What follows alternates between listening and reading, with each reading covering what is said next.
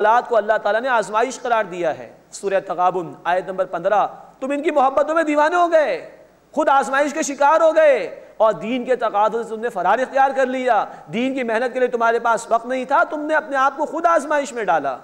وَتَرَبَّصْتُمْ، اور تم انتظار کرتے رہتے تھے کب مسلمان ہلاک ہو جائیں، کب مسلمان جو ہے وہ ناکام ہو جائیں تو ہماری جان چھوٹے۔ یہ اس وقت کے منافقین کا طرز عمل تھا۔ وَارْتَبْتُمْ، اور تم شک کرتے تھے، نہ معلوم یہ جو احکامات دیے گئے ہیں یہ واقعتاً ٹھیک ہے بھی کہ نہیں۔ کتاب میں ہی شک ہو گیا تمہیں، اس لیے کہ تم نے دین کو جانتے بوجھتے چھوڑا تو اللہ تعالیٰ نے شکوک و شبہات تمہارے دلوں کے اندر ڈال دیے، تم گمراہ ہو کر رہ گئے۔ وَغَرَّتْكُمُ الْأَمَانِي، اور تمہاری جھوٹی تمناؤں نے تمہیں دھوکے میں ڈال دیا۔ کچھ نیکیاں کر کے تم نے سمجھا کہ ہم کامیاب ہو جائیں گے، ہماری بخشش ہو جائے گی۔ حتیٰ جاء امر اللہ، یہاں تک کہ اللہ کا حکم آ گیا، موت کا ہی فیصلہ ہو گیا۔ وَغَرَّكُمْ بِاللَّهِ الْغَرُورُ، اور بہت بڑے دھوکے باز یعنی شیطان نے اللہ کے بارے میں تمہیں دھوکے میں ڈال دیا۔ یہ ہیں کچھ اسٹیجز جو اس مقام پر اللہ نے نفاق کے حوالے سے بیان فرمائے۔ دیکھیے، منافق کافر نہیں ہوتا، وہ اولاً مسلمان ہوتا ہے، حق کو قبول کرتا ہے، پھر وہ جب دین کے تقاضے آتے ہیں تو پیچھے ہٹنا شروع ہوتا ہے، ایک کشمکش اس کے اندر جاری رہتی ہے، کچھ آگے بڑھتا ہے کچھ پیچھے ہٹتا ہے، اپنے شکوک و شبہات میں مبتلا ہو جاتا ہے، یہاں تک کہ پھر اللہ کا فیصلہ آ جاتا ہے اور وہ موت کا شکار ہو جاتا ہے، اور شیطان اس پر غالب آ گیا اور اس شیطان نے اس کو دین کی محنت سے دور ہی کر دیا۔ اللہ اس فتنے سے ہماری حفاظت فرمائے۔ آج بھی دین مغلوب ہے، اس کو غالب کرنے کی جد و جہد کی ذمہ داری ہمارے کاندھوں پر ہے۔ اللہ ہمیں اپنی جان و مال سے اپنے دین کے لیے محنت کرنے کی توفیق عطا فرمائے۔ فَالْيَوْمَ لَا يُؤْخَذُ مِنْكُمْ فِدْيَةٌ وَلَا مِنَ الَّذِينَ كَفَرُوا، بس آج تم سے کوئی فدیہ نہیں لیا جائے گا، نہ ان لوگوں سے جنہوں نے کفر کیا۔ دنیا میں منافق لیگلی مسلمان تھا، لیکن آخرت میں نتیجے کے اعتبار سے کافر اور منافق بالکل برابر ہیں۔ تو آج تم سے کوئی فدیہ نہیں لیا جائے گا، وَلَا مِنَ الَّذِينَ كَفَرُوا، نہ ان لوگوں سے جنہوں نے کفر کیا۔ مَأْوَاكُمُ النَّارُ، تمہارا ٹھکانہ جہنم ہے، هِيَ مَوْلَاكُمْ، وہی تمہاری دوست ہے، وہی تمہاری پشت پناہ ہے۔ یہ طنز کا انداز ہے کہ بس اسی کے ساتھ رہو۔ وَبِئْسَ الْمَصِيرُ، اور وہ برا مقام ہے لوٹنے کے اعتبار سے۔ اللہم اجرنا من النار، اے اللہ ہمیں آگ کے عذاب سے محفوظ فرما، اے اللہ ہمیں قیامت کی ذلت اور رسوائی سے محفوظ فرما، اور اے اللہ آج اپنے دین کے لیے محنت کرنے کی، جد و جہد کرنے کی توفیق عطا فرما۔ اس کے بعد قرآن حکیم کی ایک بڑی ہی ہلا دینے والی آیت آ رہی ہے۔ أَلَمْ يَأْنِ لِلَّذِينَ آمَنُوا أَن تَخْشَعَ قُلُوبُهُمْ لِذِكْرِ اللَّهِ وَمَا نَزَلَ مِنَ الْحَقِّ، کیا اب بھی وقت نہیں آیا ایمان لانے والوں کے لیے کہ ان کے دل اللہ کے ذکر کے لیے جھک جائیں اور اس کے لیے جو حق میں سے نازل ہوا یعنی قرآن؟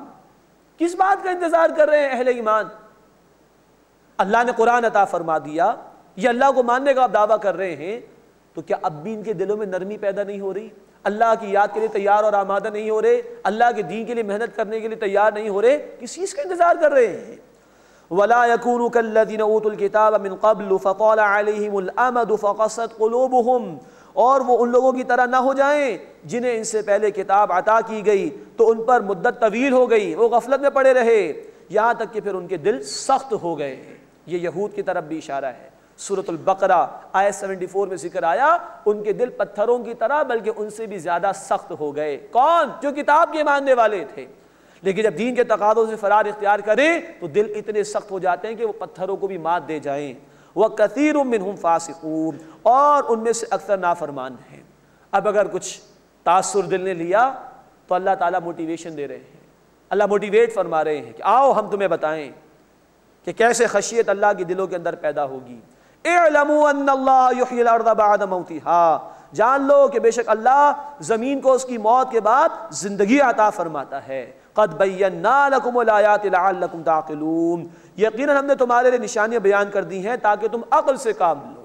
جو اللہ بارش برسا کر مردہ زمین کو زندگی عطا فرما دیتا ہے، وہ قرآن کی بارش برسا رہا ہے۔ اس قرآن کو اپنے قلوب پر برساؤ تو اللہ تمہارے قلوب کو زندگی عطا فرما دے گا، اور اللہ کی خشیت بھی دلوں میں پیدا ہوگی، حقیقی ایمان بھی تمہیں حاصل ہوگا، اور اللہ کے دین کے لیے محنت کرنا تمہارے لیے آسان ہو جائے گا۔ اس کے آغاز کے لیے ایک اور بات کہی جا رہی ہے، ان المصدقین والمصدقات، بے شک صدقہ کرنے والے مرد اور صدقہ کرنے والی عورتیں، وَأَقْرَضُوا اللَّهَ قَرْضًا حَسَنًا، اور جنہوں نے اللہ کو قرض حسن دیا، يُضَاعَفُ لَهُمْ وَلَهُمْ أَجْرٌ كَرِيمٌ، ان کے لیے بڑھایا جائے گا اجر اور ان کے لیے بڑا عمدہ اجر تیار ہے۔ صدقہ دینے والے مرد اور صدقہ دینے والی عورتیں، ان کا ذکر آیا۔ ایک اور لفظ قرآن نے استعمال کیا قرض حسن کا۔ ایک ہے صدقہ، یہ عام طور پر بندوں کی ضروریات اور حاجات پر خرچ ہوتا ہے، یہ وہ مال ہے، یہ وہ انفاق ہے، اور وہ انفاق اور وہ مال جو اللہ کے دین کے لیے خرچ کیا جائے اس کو قرض حسن قرآن کہتا ہے۔ یہ ہے مال کی محبت کو دل سے نکالنے کی ترغیب، کہ جو شے رکاوٹ بنتی ہے اللہ کی محبت، اللہ کے ذکر اور اللہ کی اطاعت میں، وہ مال کی محبت ہے۔ اس مال کو نکالو، لگاؤ، کھپاؤ تو یہ بریک ہٹ جائے گا دل پر سے۔ یہ مال کی محبت کا بریک ہٹے گا تو اب قرآن کا نزول جب دل پر ہوگا تو قرآن سے ہدایت ملے گی، قرآن سے ایمان ملے گا اور دین کے راستے میں آگے بڑھنا آسان ہو جائے گا۔ والذین آمنوا باللہ ورسلہ، اور جو لوگ ایمان لائے اللہ پر اور اس کے رسولوں پر، اولئک ھم الصدیقون، یہی لوگ صدیق ہیں۔ والشہداء عند ربہم، اور وہ لوگ جو شہید ہیں اپنے رب کے پاس، لہم اجرہم ونورہم، ان کے لیے ان کا اجر اور ان کا نور ہے، اللہ کے ہاں محفوظ ہے۔ یہ صدیقین اور شہداء کا ذکر قرآن نے کیا۔ عام اہل ایمان میں سے جن میں غور و فکر کا مادہ نسبتاً زیادہ ہو وہ صدیقیت کی طرف جاتے ہیں، اور عام اہل ایمان میں سے جن میں بھاگ دوڑ کا جذبہ زیادہ ہو وہ شہید مزاج لوگوں کی طرف جاتے ہیں، کہ جو اتنی محنت کرتے ہیں اللہ کے راستے میں کہ وقت آنے پر اپنی جان کا نذرانہ بھی پیش کر دیتے ہیں۔ والذین کفروا وکذبوا بآیاتنا، اور جن لوگوں نے کفر کیا اور ہماری آیات کو جھٹلایا، اولئک اصحاب الجحیم، یہی لوگ دوزخ والے ہیں۔ اللہم اجرنا من النار، اے اللہ ہمیں آگ کے عذاب سے محفوظ فرما۔ اس کے بعد جو سورہ مبارکہ کا تیسرا رکوع ہے، دنیا کی حقیقت بیان کر دی گئی۔ یہ دنیا کی جو دین کے تقاضوں میں عمل درآمد کرنے کے اعتبار سے رکاوٹ بنتی ہے اس کی حقیقت بیان کر دی گئی، اور ایمان کے نتائج بیان کیے گئے، اور قرآن کی ایک عظیم آیت انشاءاللہ اس رکوع میں آئے گی جس میں تمام رسولوں کو بھیجے جانے کے مقصد کو اللہ نے بیان فرمایا ہے۔ اعلموا، جان لو، انما الحیات الدنیا لعب ولہو وزینۃ وتفاخر بینکم وتکاثر فی الاموال والاولاد، کہ بے شک یہ دنیا کی زندگی کھیل اور تماشا ہے، زینت کا اختیار کرنا ہے، اور باہم ایک دوسرے پر فخر جتانا ہے، اور کثرت سے مال اور اولاد کو جمع کرنا ہے۔ یہ 5 مرحلے زندگی کے اللہ تعالیٰ نے اس مقام پر بیان فرمائے۔ جیسے جیسے انسان کی زندگی آگے بڑھتی ہے اس کی ترجیحات بدل جاتی ہیں۔ پہلا مرحلہ فرمایا لعیبن، یہ ایک ایسی مصروفیت کا نام ہے کہ جس میں ایک بچے کو نہ کوئی ذہنی طور پر نہ کوئی جسمانی طور پر ورزش میسر آئے، وہ رنگ برنگی چیز کو دیکھ کے خوش ہوتا ہے، لیکن اگر وہ چیز اس سے لے لی جائے تو وہ چیختا ہے، روتا ہے کہ گویا اس کی سب سے قیمتی شے اس سے لے لی گئی۔ یہ قرآن نے بڑی باریک بینی کے ساتھ یہ باتیں بیان کی۔ پھر اگلا مرحلہ ولہون، تماشا ہے۔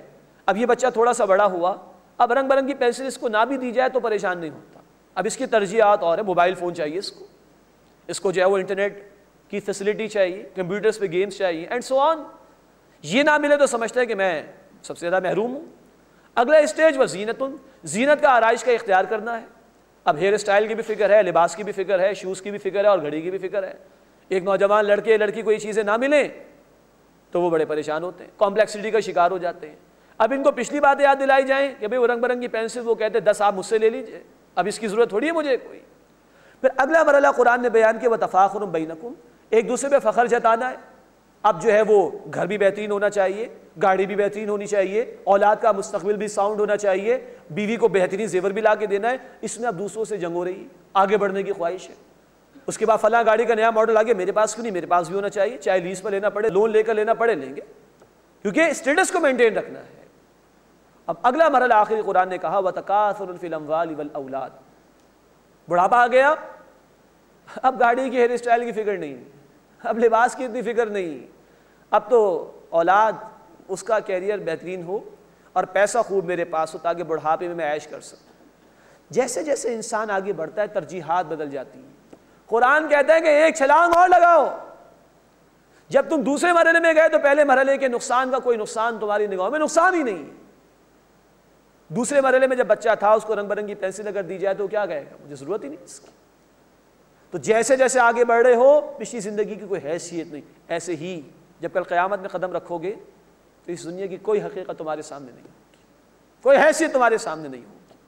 اسی کو اللہ نے ایک مثال سے بیان فرمایا, کمثل غیث اعجب الکفار نباتہ, اس کی مثال بارش کی طرح ہے کہ کاشتکار کو اس کی پیداوار بڑی عمدہ لگی, ثم یہیج, پھر وہ زور پکڑتی ہے فصل, فتراہ مصفرا, پھر تم اسے دیکھتے ہو زرد ہو جاتی ہے, ثم یکون حطاما, پھر وہ چورا چورا ہو جاتی ہے.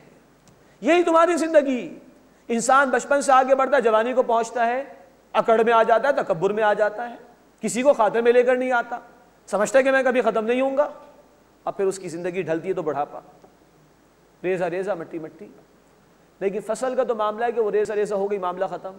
جانوروں کا معاملہ مٹی مٹی ہو گیا, معاملہ ختم. انسان کا معاملہ یہ نہیں ہے. چنانچہ فرمایا وَفِي الْآخِرَةِ عَذَابٌ شَدِيدٌ, اور آخرت میں شدید عذاب ہے, وَمَغْفِرَةٌ مِّنَ اللَّهِ وَرِضْوَانٌ, اور اللہ کی مغفرت بھی ہے اور اللہ کی رضا بھی ہے. Now you decide yourself. تمہیں یہ چاہیے دنیا کہ وہ دنیا چاہیے, عارضی کی دائمی. یہ ہے دنیا کی حقیقت جو قرآن نے بیان کرتی. وَمَا الْحَيَاةُ الدُّنْيَا إِلَّا مَتَاعُ الْغُرُورِ, اور دنیا کی زندگی محض دھوکہ ہے, فریب ہے, اس کے سوا کچھ نہیں. یہ دنیا رکاوٹ بنتی ہے نا, اسی کی محبت میں ڈوب جاتے ہو اور دین کے تقاضوں کو فراموش کر دیتے ہو. دس از دی اینڈ ریزلٹ. 2 فٹ نیچے 6 فٹ کا گڑھا, مسلمان اگر ہے تدفین اس کی ہوگی 2 گز کفن بمشکل جائے گا اس کے ساتھ, باقی سب کچھ پیچھے رہ گیا. آج تک نہ کوئی لے کے گیا ہے نہ کوئی اور لے کے جا سکے گا. تو خود سوچو, یہ عارضی دنیا چاہیے جو ختم ہو جائے گی, یا ہمیشہ کی زندگی چاہیے؟ یہ دنیا کی حقیقت بیان کر دی اللہ تعالیٰ نے, اس لیے کہ دنیا کی محبت رکاوٹ بن جاتی ہے دین کے تقاضوں پر عمل درآمد کرنے میں. اب اگر یہ بات سمجھ میں آ گئی تو اگلی آیت میں بڑا خوبصورت انداز ہے قرآن کا, سابقوا الی مغفرۃ من ربکم وجنۃ عرضھا کعرض السماء والارض, دوڑو, کمپیٹ کرو ایک دوسرے سے, آگے بڑھنے کی کوشش کرو اللہ کی مغفرت کی طرف اور جنت کی طرف, کہ جس کی وسعت آسمان اور زمین کی وسعت کے برابر ہے. کسی چیز کی وڈتھ کم ہوتی ہے, لینتھ زیادہ ہوتی ہے. آسمان اور زمین ہمارے محاوروں کے اعتبار سے تو کائنات کے برابر الفاظ ہیں, جس کا ہم اندازہ نہیں کر سکتے ہیں. تو وڈتھ کا یہ عالم ہے تو لینتھ کا عالم کیا ہوگا. وَجَنَّةٍ عَرْضُهَا كَعَرْضِ السَّمَاءِ وَالْأَرْضِ, اور اس جنت کی طرف بڑھو, کمپیٹ کرو ایک دوسرے سے, جس کی وسعت آسمان اور زمین جیسی ہے. أُعِدَّتْ لِلَّذِينَ آمَنُوا بِاللَّهِ وَرُسُلِهِ, وہ تیار کی گئی ان لوگوں کے لیے جو ایمان لائے اللہ پر اور اس کے رسولوں پر, پھر ایمان کے تقاضوں پر جنہوں نے عمل بھی کیا. یہ نتائج ان کے لیے ہیں. ذالک فضل اللہ, یہ ہے اللہ کا فضل, یؤتیہ من یشاء, جس کو چاہتا ہے وہ عطا فرماتا ہے. واللہ ذو الفضل العظیم, اور اللہ بہت بڑے فضل کا مالک ہے. اللہ ہمیں اس کا یقین عطا فرمائے اور عمل کی توفیق عطا فرمائے. اس کے بعد 3 آیات میں ایمان کے نتائج کو اللہ تعالیٰ نے بیان فرمایا. ما اصاب من مصیبت فی الارض ولا فی انفسکم, کوئی مصیبت نہیں آتی نہ زمین میں اور نہ تمہاری اپنی جانوں میں, الا فی کتاب من قبل ان نبرأها, مگر یہ کہ وہ کتاب میں درج ہے اس سے پہلے کہ ہم اس کو پیدا کریں. ان ذلک علی اللہ یسیر, بے شک یہ بات اللہ پر آسان ہے. مومن کو پتا ہے کہ ہر شے اللہ کے ہاں طے ہے, جو ہو رہا ہے اس کے حکم سے ہو رہا ہے, تو وہ مطمئن رہے گا اللہ کی رضا پر. لِكَيْ لَا تَعْصَوْا عَلَى مَا فَاتَكُمْ, تاکہ تم اس پر غم نہ کھاؤ جو تم سے جاتا رہا. وَلَا تَفْرَحُوا بِمَا آتَاكُمْ, اور اس پر مت اتراؤ جو اللہ نے تمہیں عطا فرمایا. وَاللَّهُ لَا يُحِبُّ كُلَّ مُخْتَالٍ فَخُورٍ, اور اللہ کسی اترانے والے کو, فخر کرنے والے کو پسند نہیں فرماتا. یہ ہے ایمان کے نتائج. کوئی مصیبت آ رہی ہے یا کوئی شے اللہ نے لے لی, آزمائش فرما دی, اللہ کا حکم, راضی رہے گا بندہ اس پر. اور کچھ اللہ نے عطا فرما دیا, تکبر نہیں کرے گا, یہ میرے رب کی عطا ہے, اس کا انعام ہے, میرا اس میں کیا کمال. تو سراپا مومن کی یہ شان ہے کہ کوئی مصیبت آئی تو صبر, اور کوئی نعمت ملی تو شکر. یہی تفصیل بیان ہوئی بخاری شریف کی حدیث میں. ہر حال میں مومن کے لیے خیر ہی خیر ہے. اللہ ہمیں یہ صفات اور یہ یقین عطا فرمائے. الذین یبخلون ویأمرون الناس بالبخل, جو لوگ بخل کرتے ہیں اور دوسروں کو بھی بخل کی ترغیب دیتے ہیں. یعنی وہ لوگ کہ جو دنیا پرست ہیں, دنیا کے معاملے میں خوب پیسہ خرچ ہوگا, محلات کے محلات بنیں گے, نئی نئی گاڑیاں ہر 6 مہینے بعد آ جائیں گی, اور جائیدادوں کے ڈھیر لگے ہوئے ہوں گے. لیکن ذرا دین کے لیے پیسہ نکلوانے کی بات ہو, ذرا دین کے راستے میں خرچ کرنے کی بات ہو, تو 10 قسم کے ان کو خدشے لاحق ہو جاتے کہ ہمارے بڑھاپے میں پھر ہمارا کیا ہوگا. یہ ہیں وہ لوگ جو دین کے تقاضوں سے فرار اختیار کرنے والے ہیں، دنیا پرستی میں مبتلا ہو جاتے ہیں، اس لیے اللہ کے راستے میں مال خرچ نہیں کرتے۔ اللہ ہمیں اپنے راستے میں مال خرچ کرنے کی توفیق عطا فرمائے، اپنے دین کے لیے محنت